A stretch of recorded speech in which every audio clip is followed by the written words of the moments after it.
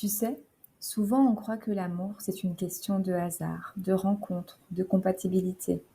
Mais en réalité, notre manière d'aimer, d'avoir peur, de fuir ou de s'accrocher dans le lien, tout cela vient de plus loin, de beaucoup plus loin. L'amour, c'est un langage qu'on a appris très tôt, avant même de savoir parler, avant même de comprendre le monde. Et ce langage, c'est celui de l'attachement. Bonjour et bienvenue sur cette nouvelle vidéo d'LM Coaching. Je suis Lydia Marzano, je suis psychopraticienne et coach de vie. Alors, qu'est-ce qu'est notre style d'attachement? C'est la façon dont on se relie à l'autre, dont on vit la proximité, la sécurité, la peur d'être rejeté ou abandonné. C'est une empreinte émotionnelle façonnée dans notre enfance à partir de la manière dont on a été accueilli. Aujourd'hui, j'aimerais t'emmener avec moi dans ce voyage au cœur des 4 grands styles d'attachement. Non pas pour te mettre dans une case ou te coller une étiquette, mais pour t'aider à te comprendre, à t'accueillir et peut-être même à te libérer. Avant d'entrer dans les détails, il est important de comprendre d'où vient cette théorie. John Bowlby était un psychologue britannique qui avait observé des enfants séparés de leurs parents pendant la Seconde Guerre mondiale. Et il a réalisé à quel point les enfants souffraient de cette séparation, on s'en doute bien, et combien ils avaient besoin de se sentir en sécurité. Il a donc initié dans les années 50 la théorie de l'attachement. Sa collaboratrice Mary Ainsworth, psychologue américaine, s'est inspirée des théories de Bowlby et a poursuivi ses travaux avec des méthodes, comme la fameuse expérience de la situation étrange. Dans cette expérience, en fait, qui a duré une vingtaine de minutes, on demandait à la figure d'attachement, la maman en général, de sortir et de revenir dans la pièce où se trouvait l'enfant. Les réactions des bébés n'étaient pas les mêmes selon leur vécu.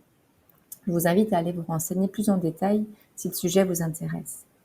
Suite à cela, elle a identifié 3 grands styles d'attachement. Le premier, c'est le sécure, le deuxième, c'est l'anxieux, et enfin l'évitant. Plus tard, Mary Main et Judith Solomon, psychologues américaines elles aussi, ont ajouté un 4e style qu'on appelle le style désorganisé. Ça, c'est pour les enfants qui ont été confrontés à des situations traumatisantes ou incohérentes dans leur enfance. Ces recherches ont montré en fait que nous construisons très tôt des modèles intérieurs de relations qui influencent nos comportements amoureux et nos liens émotionnels à l'âge adulte. C'est pour cette raison que parfois, notre relation avec l'autre peut nous sembler difficile, douloureuse, et on ne sait pas forcément toujours pourquoi. Mais la bonne nouvelle, c'est que rien n'est figé. On peut apprendre à aimer autrement et à créer des relations qui nous apaisent au lieu de nous abîmer. Alors à présent, allons découvrir plus en détail ces différents types d'attachement. On va commencer par le style qu'on dit sécure. C'est « je peux être proche sans me perdre ». Le style sécure, c'est celui qu'on développe quand enfant on a eu un parent présent, cohérent, émotionnellement disponible, quelqu'un qui nous a montré que nos émotions étaient les bienvenues, qu'on pouvait pleurer, tomber, demander de l'aide et qu'on serait entendu.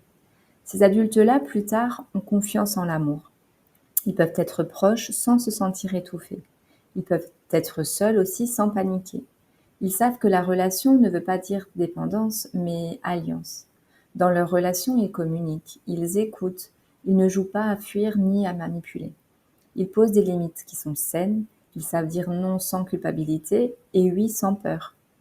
Quelques exemples dans le couple, si ton partenaire traverse une période difficile, tu vas le soutenir sans t'oublier.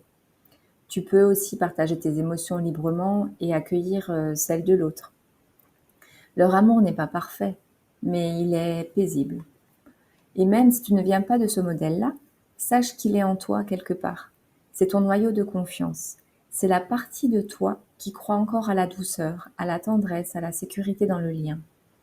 À présent, nous allons voir le style anxieux. Ça, c'est plutôt « aime-moi, rassure-moi, ne pars pas ». Le style anxieux, lui, naît souvent dans un contexte où l'amour était présent, mais imprévisible. Un parent aimant un jour, distant le lendemain. Une mère ou un père absorbé par ses propres blessures ou par un travail prenant. Cela peut se manifester par des figures d'attachement en dépression, par exemple, qui ont vécu une séparation, un divorce, un deuil, etc. Alors l'enfant apprend à guetter. Il devient un radar émotionnel. Il capte tout, ressent tout. Il anticipe tout, parce qu'il a peur de perdre l'amour à chaque instant. Devenu adulte, il vit les relations avec intensité. Il aime fort, s'attache vite, il donne beaucoup. Mais derrière cette générosité, il y a souvent une angoisse. Est-ce que tu vas rester? Est-ce que je mérite ton amour? Est-ce que tu vas m'abandonner? Et si l'autre s'éloigne un peu, l'anxieux panique, il rumine, il interprète, il cherche à tout prix à se rassurer, parfois en se suradaptant, en s'oubliant ou en s'accrochant trop fort. Quelques exemples en couple pour l'anxieux, c'est si ton partenaire n'a pas répondu à un message dans les minutes ou l'heure qui suit ton envoi, même si la relation va bien, tu vas ressentir monter en toi des angoisses, tu vas paniquer, te faire des films, etc. En fait, vous interprétez un petit silence comme un signe de rejet ou de désamour. En général, le résultat, c'est que souvent, ils attirent des partenaires qui sont fuyants. Et ensemble, ils rejouent une danse douloureuse. L'un poursuit, l'autre s'éloigne. Mais derrière l'attachement anxieux, il y a un cœur immense. Un cœur qui a juste besoin de se sentir vu, entendu et choisi. Et quand cette personne apprend à se rassurer elle-même, à se donner cette sécurité qu'elle attendait de l'autre, alors quelque chose se transforme profondément en elle et elle se sent en sécurité dans le lien. Nous allons voir à présent le style évitant. Alors lui, c'est plutôt je ne veux pas dépendre de toi. Le style évitant, c'est souvent celui de l'enfant qui a grandi avec des parents peu disponibles émotionnellement. Peut-être qu'on lui a appris très tôt à être fort, à ne pas déranger, à se débrouiller seul. Alors il a compris que montrer ses émotions, c'était dangereux, inutile ou mal vu. Devenu adulte, il a souvent peur de l'intimité, même s'il en rêve au fond. Il se sent vite envahi par la proximité, par les besoins de l'autre. Il fuit quand ça devient trop intense, il garde ses distances, il minimise ses émotions. Dans ses relations, il peut sembler détaché, indépendant, parfois froid. Mais ce détachement, c'est une armure en fait, une carapace. Derrière, il y a souvent une blessure immense de rejet et une peur de l'amour. L'évitant se protège du manque en refusant le lien. Mais au fond, il aspire à la même chose que tout le monde, aimer et être aimé, mais sans se sentir emprisonné. Pardon. Quelques exemples dans la relation de couple, pour que vous compreniez. C'est l'évitant, par exemple, il évite de parler de ses sentiments profonds ou de ses besoins émotionnels, où il va éviter les conversations difficiles, pourtant nécessaires, mais il va fuir car il a une peur bleue du conflit. Du coup, il se referme comme une huître. Mais le jour où il se sent assez en sécurité pour déposer ses armes et qu'il comprend que l'amour n'est pas nocif, il découvre qu'il peut être vulnérable sans être englouti, alors il retrouve une profondeur d'amour authentique et stable. Tout ça peut se travailler en accompagnement. Le style désorganisé, lui, c'est « je veux de l'amour, mais l'amour me fait peur ». Le style désorganisé naît souvent dans des enfances où la personne qui devait protéger était aussi celle qui faisait peur, en fait. L'enfant a connu des climats de violence, d'instabilité, parfois des humiliations, des cris, des silences froids. C'était une enfance traumatisante en général. Alors l'enfant est pris dans un dilemme impossible. Je veux aller vers toi, mais tu me fais mal. Il grandit avec une peur viscérale du lien et une peur tout aussi forte de la solitude. Dans ses relations, il alterne entre fusion et rejet, amour et fuite. Il veut être aimé, mais l'amour réveille sa panique intérieure. Souvent, ce style d'attachement, quand la personne n'a pas pris encore conscience de ça, attire des partenaires instables ou toxiques. Il rejoue des scénarios de souffrance qu'il connaît déjà inconsciemment. Euh, donc les exemples par rapport au couple, ça va être des gens qui cherchent le contact et l'amour, mais dès que son partenaire répond ou s'approche trop près, il fuit. Ou alors les relations saines, qui sont censées faire du bien, qui sont sans montagne russe émotionnelle, peuvent lui faire peur car c'est pas ce qu'il a connu. Voilà. Ces émotions peuvent passer rapidement de la joie à l'angoisse sans raison apparente. Mais là encore, rien n'est une fatalité.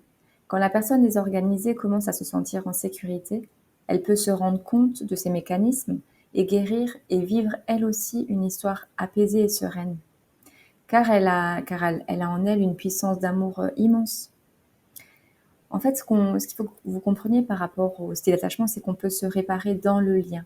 Comprendre son style d'attachement et celui de ton ou ta partenaire te permet de mieux comprendre vos réactions, vos besoins et vos blocages.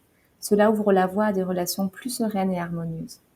Ce qu'il faut retenir, je pense, c'est que l'on peut guérir dans la relation à l'autre. Bien sûr, tout part toujours de soi, il est important de s'aimer d'abord. Certes, mais tu as le droit à un amour sain et tu n'es pas obligé de guérir toutes tes blessures avant de te sentir épanoui dans une relation. C'est-à-dire qu'on peut se réparer en osant à nouveau aimer, en apprenant à poser des limites, à s'écouter, à se rassurer soi-même, à reconnaître nos besoins sans honte. Chaque style d'attachement est une stratégie de survie de base. Alors c'est un moyen en fait que notre enfant intérieur a trouvé pour rester en vie dans un environnement parfois insécurisant. Et cet enfant-là, il mérite toute ta tendresse, parce qu'il a fait de son mieux. Alors aujourd'hui, si tu te reconnais un peu dans l'un de ces styles, ne te juge pas, rassure-toi. Tout n'est pas fini, bien au contraire. Tu apprends juste à aimer différemment.